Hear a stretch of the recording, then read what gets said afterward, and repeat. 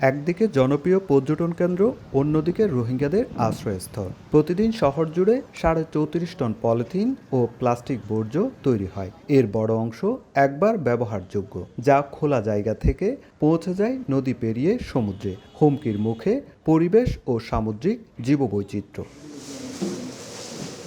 এই ভয়ঙ্কর চক্র ভাঙতে রামুতে প্রথম শুরু হলো প্লাস্টিক রিসাইকেলিং কারখানার কার্যক্রম। একবার ব্যবহারযোগ্য প্লাস্টিক বর্জ্যকে সম্পদে রূপান্তর করার মাধ্যমে বর্জ্য ব্যবস্থাপনায় উন্মোচিত হলো নতুন দিগন্ত।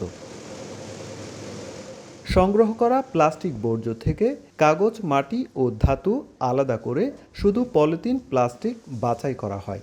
এরপর শুরু হয় ধাপে ধাপে প্রক্রিয়াকরণ। ওয়াশ ইউনিটে পাঠিয়ে গরম পানিতে ধোয়া হয়, যাতে ময়লা ও তেল জাতীয় পদার্থ সরে যায়। তারপর শুকানোর পর গলিয়ে তৈরি করা হয় ল্যাম্বার ও শীট, যা দিয়ে তৈরি হচ্ছে ঘরের আসবাবপত্র সহ নানা সামগ্রী।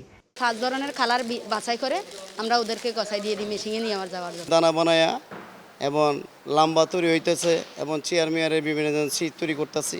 রিসাইকেলিং প্ল্যান্টটি plastic free rivers and seas for South Asia প্রকল্পের আওতায়। প্রকল্পটি বাস্তবায়ন করছে ব্র্যাক আর সহযোগিতা করছে কক্সবাজার পৌরসভা।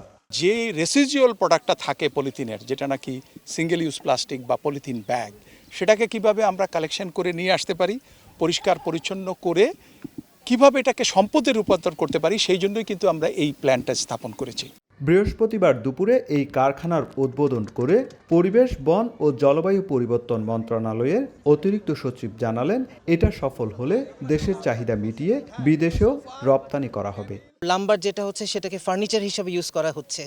আমরা ফার্নিচারে ওটা বসেও দেখলাম যে which is more eco friendly, এটা আরও অনেক বেশি পরিবেশ বান্ধব। এখন গাছ কেটে করলে সেটা পরিবেশের ক্ষতি হয়, অক্সিজেন গাছের মধ্যে থাকে। তো এটা যদি আমরা ব্যবহার করতে পারি ব্যাপকভাবে, যদি সফল হয়, তাহলে আমরা দেশের চাহিদা মিটায় আমরা বিদেশেও কিন্তু রপ্তানি করতে পারবো। 5280 বর্গফুট আয়তনের এই কারখানায় প্রতি ঘন্টায় 200 কেজি প্লাস্টিক বর্জ্য প্রক্রিয়াজাত করা সম্ভব। সুজাউদ্দিন রুবেল, সময় সংবাদ, কক্সবাজার।